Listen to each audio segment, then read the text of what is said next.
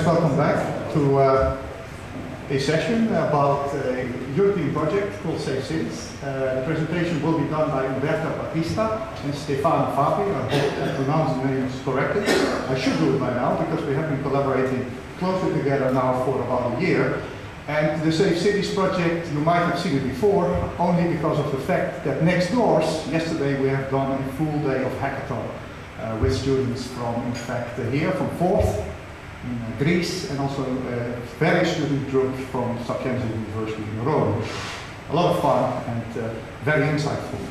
Now, also a bit of an advertisement. I know that Saturday is not the most popular day for you to attend maybe the session, but in the morning there's a beautiful, very attractive and very interesting session about cybersecurity, data forensics, and I encourage you to drop by Saturday morning to have a lively... You can say who doesn't show up is not allowed to attend the afternoon session.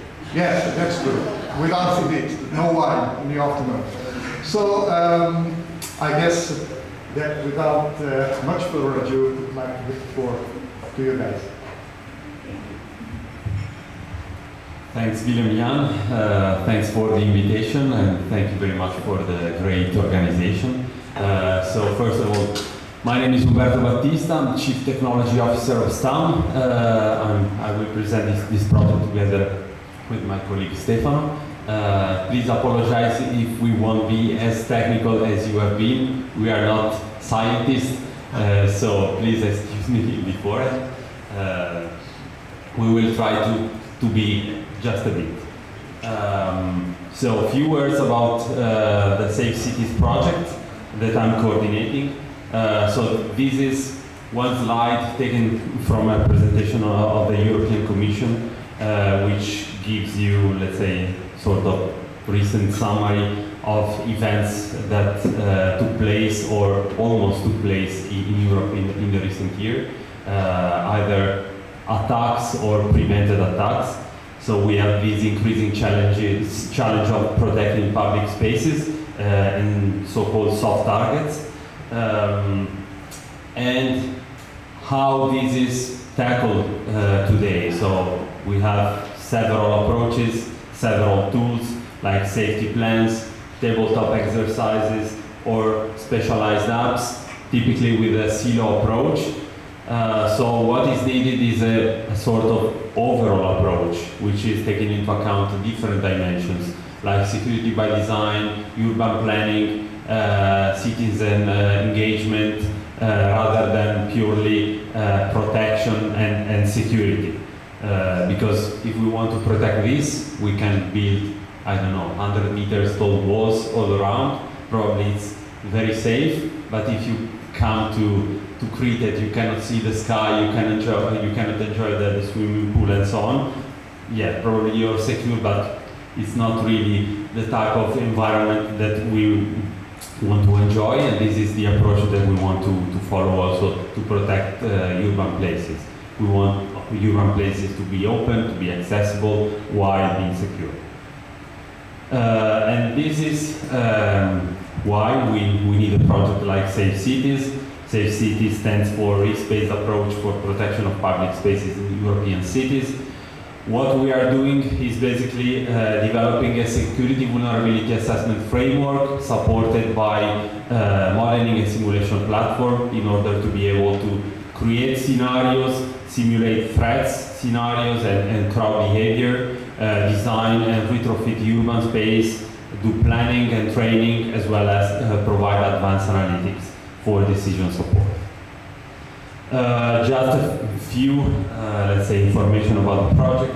This is an Horizon Europe project, which started in November 2022. It will finish in June next year, so we are in the middle of the road. We have done quite a lot, but still a lot is to be done. Like yesterday we enjoyed a lot the hackathon, which was very useful and insightful, as William said. And in short, the general objectives of this project. So what we want to achieve with this. First of all, as I said, developing this systematic security and vulnerability assessment framework for public spaces.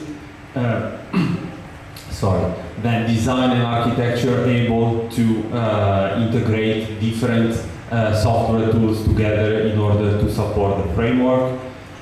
This is to provide finally decision support to decision makers, security planners, first responders who are involved in the security of urban places, urban area.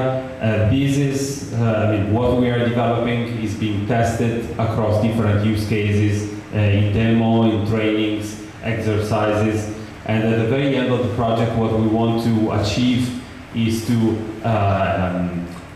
exploit the results of the research, creating a new company responsible for the commercialization of such methodology and tool. We are a consortium, as in most European projects, 16 partners, one affiliated entity from 9 different countries. We are from Italy, from Genoa, but we are covering quite a wide area of Europe. And we have 4 main use cases: a stadium, football stadium in Poland, a shopping mall in Cyprus, a large music festival in the Netherlands, and the final one that will be a cross-border international event site in Slovenia and in Italy, which is the European Capital of Culture 2025, which is taking place in Nova Gorica and Gorizia together. This is the list of tools, the initial tools we had when we started this project, and we will try to combine and improve in order to support the implementation of such a security vulnerability assessment framework. In the following slides, my colleague will give you a more detailed information about what we are doing in terms of software development. And now some details about the approach that we are following, just to give you more detailed information about the project. So the principle that we are following for this methodology, first of all, we want to have something which is a single solution able to address all phases of security of public spaces and emergency management, which is able to support both normal condition in the urban places as well as crisis situations, like it can be in the case of a terrorist attacks, in particular in the case of mass events. It must support multi-stakeholder engagement, which means private and public security actors, so law enforcement agencies, first responders, private security, and so on, but also including the citizens dimension, involving the local communities in this process, and also supporting security by design principles, because we want urban places to be designed already with security in mind. And also we want to be able to take into account not just, let's call it, traditional threats, but also emerging threats, like can be the case of drones, like explosive drones in a stadium can be definitely something which may happen and quite cheap to perform. So this is one of the cases that we need to take into account. We want to take into account both the static and dynamic dimension of the security, because of course each threat, each scenario has a timeline and has a plot. So we want to take into account the time dimension. And this is basically how this framework has been formalized in these 12 steps. So we start with defining the team which will take care of carrying out the security vulnerability assessment, because this is something which is done in a team, which is including urban planners, enforcement agencies, municipalities, local police, first responders,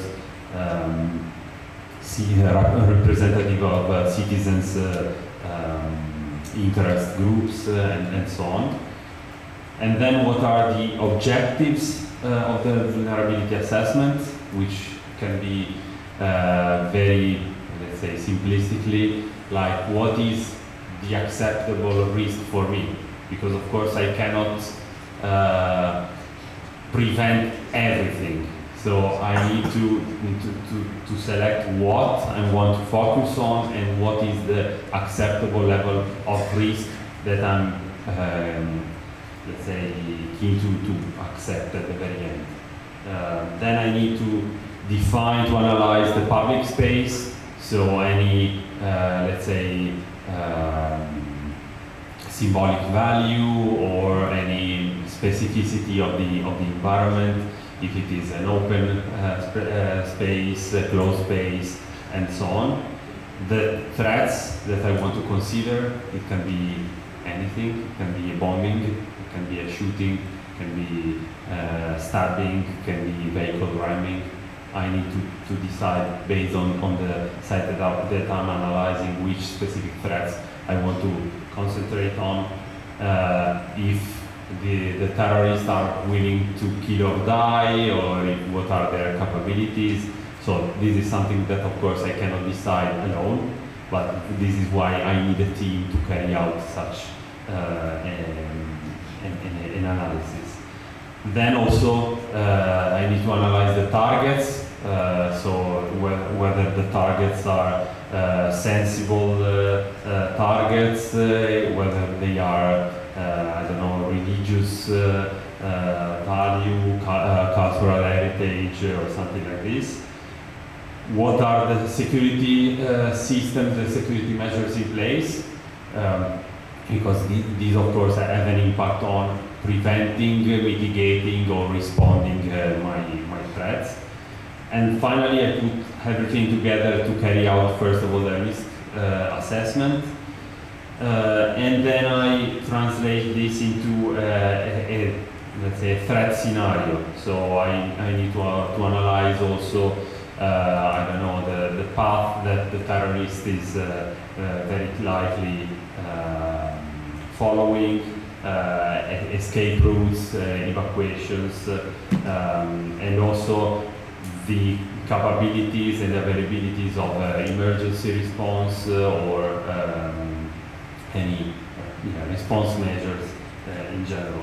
And at the very end, I will be able to quantify the vulnerability of my site, and I will be able to evaluate whether I need more security in my site, or if I need to change something, to change the layout, the path, or whatever.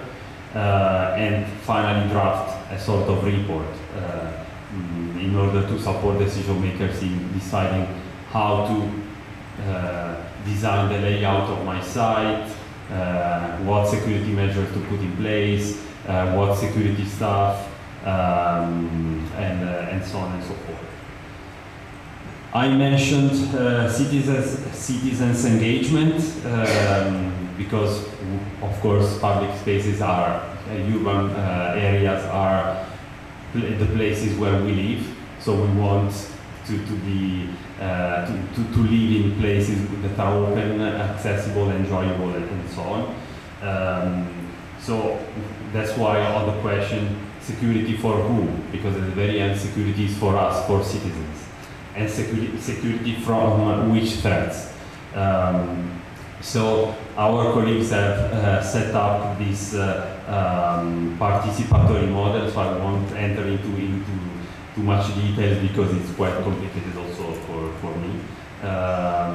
But it starts from an analysis of the local context, identifying the relevant stakeholders involved in the security of an urban area, and then involving them in discussions, in specialized focus group discussions, and so on. At the very end, defining a strategy on how to engage them along this vulnerability assessment methodology. And also I mentioned security by design, because first of all, we want to avoid oversensitivity to risk. As I mentioned, you cannot be able to prevent any kind of risk, so you need to find a compromise. But in any case, then you need to consider security from the initial design phase, because one case is when you have a urban area which is already, let's say, up and running, or whether you are designing something which is brand new. So if you are designing a new area, or it's retrofitting an area in a city, you want to take this into account. You want to engage users from the very beginning, and you want to take into account different solutions for different threats. And we developed a so-called atlas to support the security of public space design. And also public-private partnership is something which is very much relevant, because typically in the security, of course, of large events, you have public and private security, and there is typically lack of trust. So with what we are doing within this project, we want to be able to support also this, supporting collaborative training through immersive series gaming. And I think if you have not fallen asleep yet, I will give now the floor to my colleague Stefano, who will give you some more detail about the software that we are developing to support this framework. So, Stefano, the floor is yours. Thank you, Umberto. I'm Stefano Fabbri. I'm a project engineer at STAM, and I'm part of the team that developed the Safe Cities application and the integration with the external tools that we're working on. I'll start by giving a brief overview of the layers that compose the Safe Cities. On the bottom, on the deepest layer, we have all the data that we need to process for the simulations to be ready to run. Starting from the BIM files that are the building structures. BIM is a specific type of files for this kind of data. Then we have blueprints, simulation data, and most importantly, the ontology that connects all the application data and together. Going up, we have different applications, scenario builders and crowd modeling, simulation engine, and the SVA application from the most of the calculus that is required by the entire simulation. And on the front end, we have the scenario builder that is the application devoted to modify and customize the entire scenario. Also to display and allow the end user to visualize and comprehend most of the data. We have the dashboard, that is a separate tool. And if we want to consider it as a separate tool, we have the serious game part. This is integrated inside the simulation and allows external users to join as players for inside the simulation itself. On the top layer, we have different kind of users, and that's one of the goals of the project, to allow the application to be used by different types of experts, vulnerability experts, along with first responders, and generic users that can play as citizens. Here we have an architecture of the application. The core is a Unity application. Unity is a software that is born to develop simple video games, 3D video games, but it is now used worldwide for different applications, and we thought of using it for serious gaming and simulation. Inside it runs a crowd engine, along with a persistence layer of player data in the database. To this Unity application can connect two kinds of clients. The first one is master user that exploits the scenario builder functionalities. Without master user, no simulation can run, since it's the one that defines the parameters of the simulation itself. Once the simulation is ready, clients can connect. Clients are generic, different kind of users, as I said, can be first responders, can be security agents, can be normal citizens, and other one that perform the serious game interactive part of the simulation. Along with the main core of the application, run different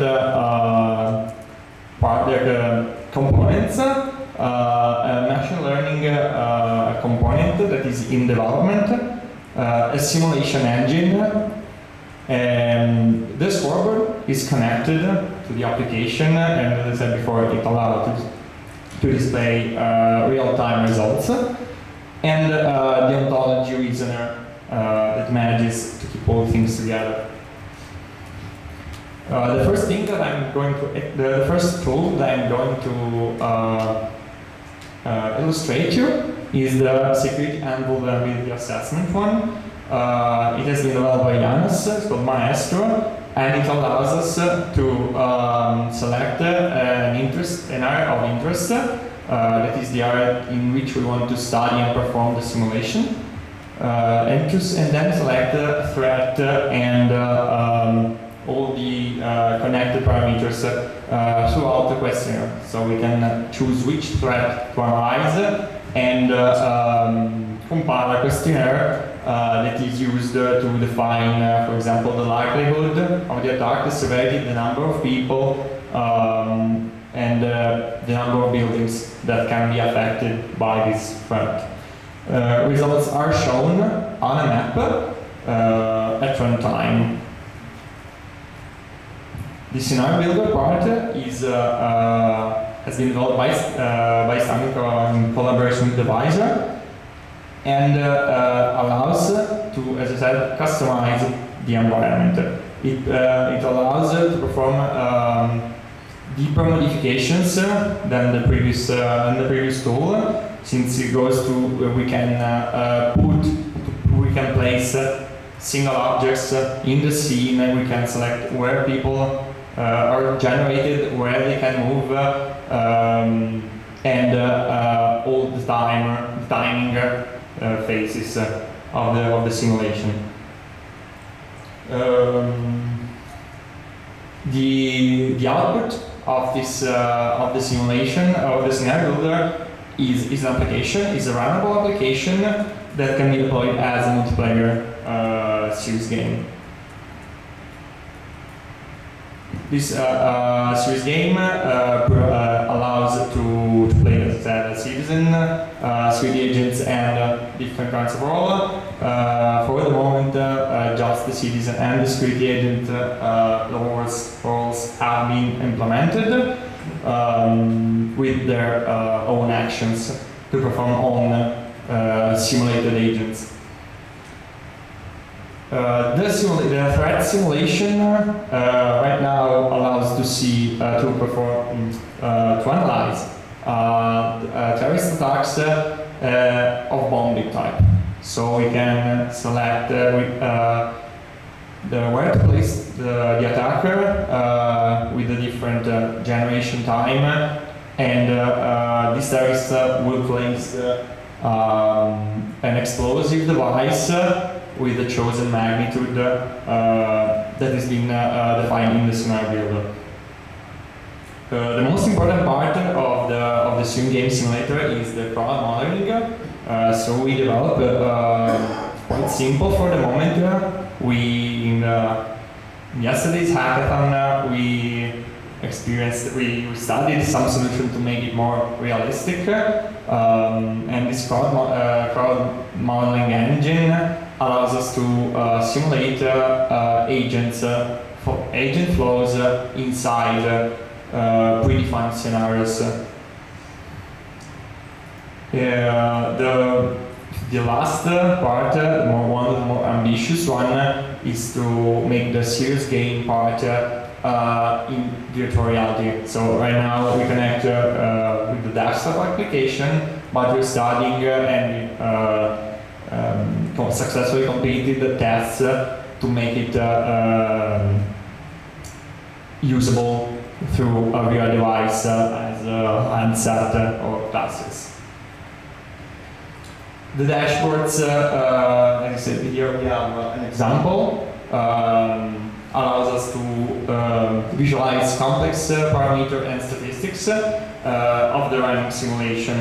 Can score the number of people, how the agents are behaving, where they are going, the situations for buildings, and other non-simple data that we couldn't show inside the simulation itself.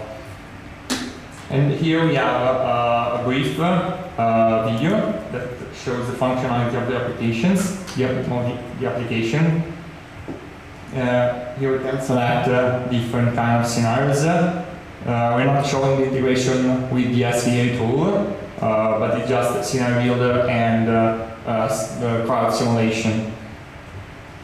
Now we are placing what we call a spawn point that allows to generate people. This is the other one in green, while the red spheres are the explosion points, the attack points. The bigger it is, the larger it is the explosion.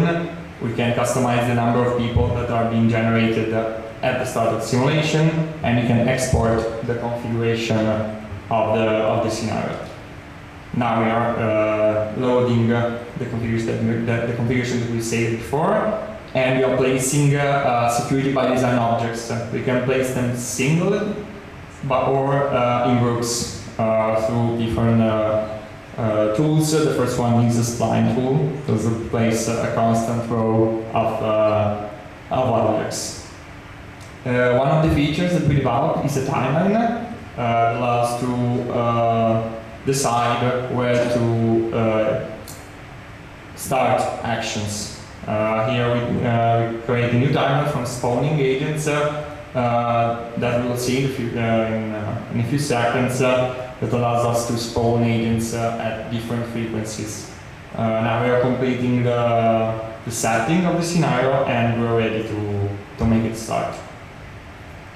Here are the points that we set up before. One was more faster, the other one was slower.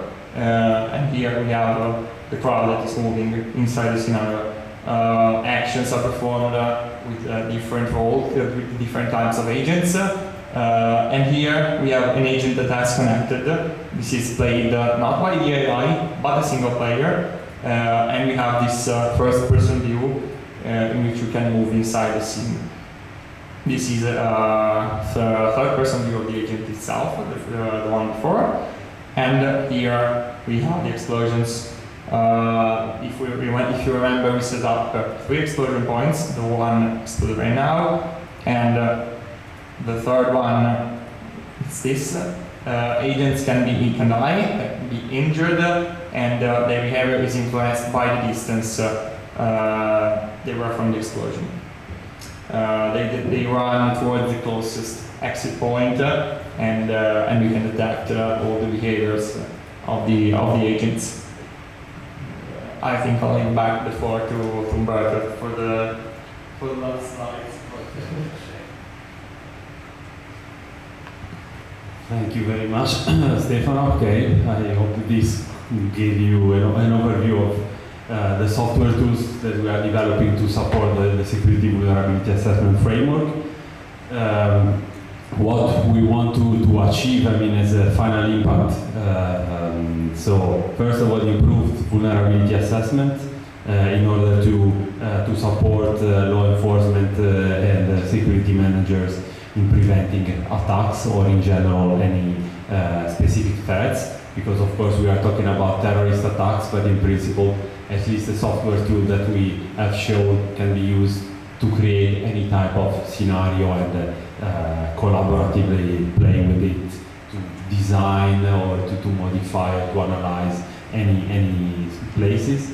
We want to optimize, I mean, finally we provide an optimized security measures, because as I mentioned, this is going to be used to analyze how the different security measures are affecting the overall security of the site.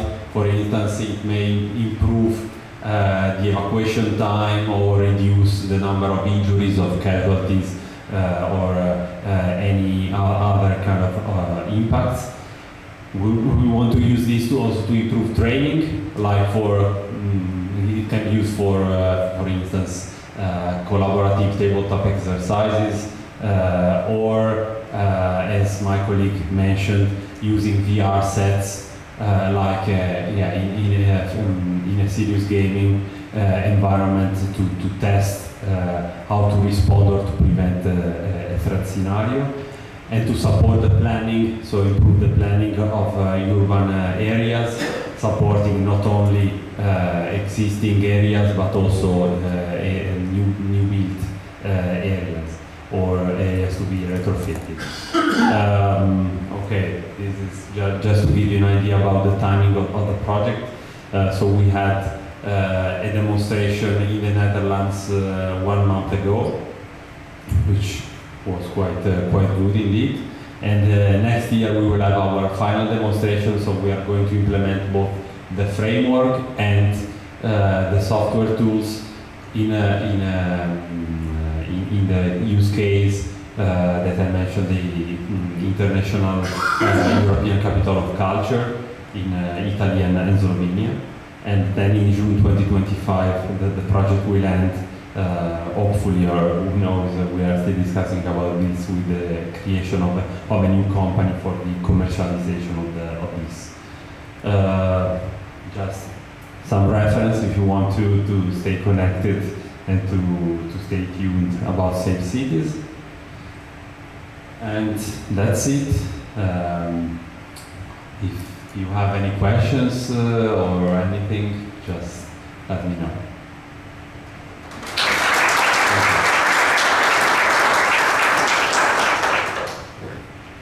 Please. I have a question. I think the tool can be very useful, but do you also have some software in mind to prevent that also the terrorists use this to plan their attacks? That's a good point. Of course, it cannot be something that anyone can use. But I could also software-wise have something that if I get an illegal copy that I cannot use it still. I guess we could have some software-wise mechanisms. Yeah. We have been discussing this with the European Commission, of course, also, because we do not want this kind of tool to be misused, of course. So we are, let's say, discussing how to be able to do this. Of course, we have in our own server in the company, so it's not accessible from outside. But of course, we can do this for the project. But when we want to commercialize this, we need to take into account the deployment on premises or on a secure cloud. This is something actually to be further investigated. But yeah, your point is definitely relevant. Thanks. Really awesome project. Thank you for the presentation. I've seen you are using tools, and I think I even saw that you're using Protege. Because I saw the logo. It must be from my times. Can you give any details about what you're using the tool for? Okay. So this is a topic which is really outside my expertise. I'm not sure. I cannot give you too much details on this.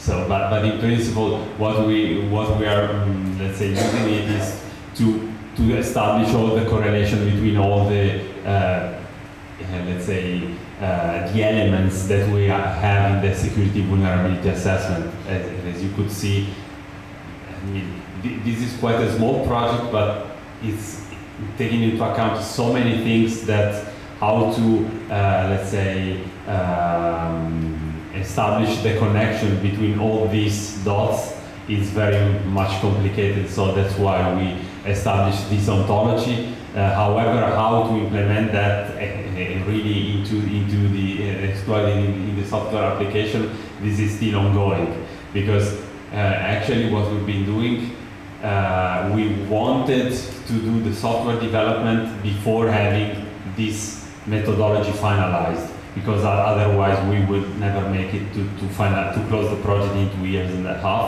So on the one hand, we developed the ontology, but on the other hand, things are still evolving. So I mean, we still need to find the perfect match.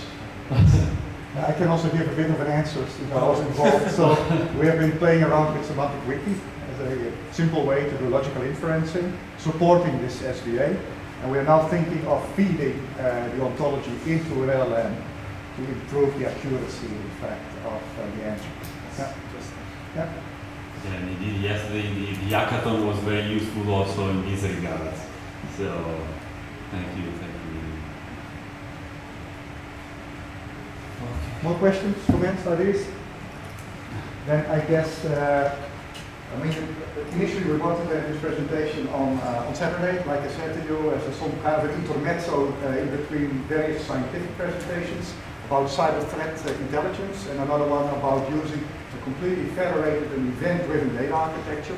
But due to circumstances, we have to do it now, so I hope you enjoyed it anyway. Yeah. Thanks for hosting us. Of course, although this is a very practical project and very much oriented toward implementation, there's a lot of very interesting research questions underneath it. So this is also a call out to the PhD student and already other researcher interested in these topics. But for example, we have been playing around with combining LLMs and RAGs to better improve the accuracy and reduce, I guess, the level of wrong answers that is given by generic large language models. So this is one of the things that we have been studying also yesterday. And also, of course, one of the interesting elements from a research perspective is that these simulations, they're not, you don't just play them and look at them, but these are interactive simulations, which is pretty new stuff. So there's quite a dimension again there of research, next to assuring the security and also things like the compliance and things like the AI Act, which was just discussed.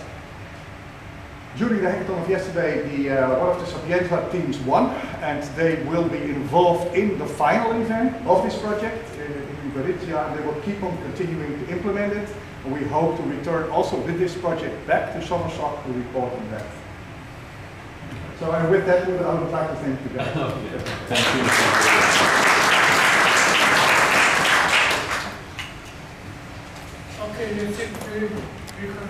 you.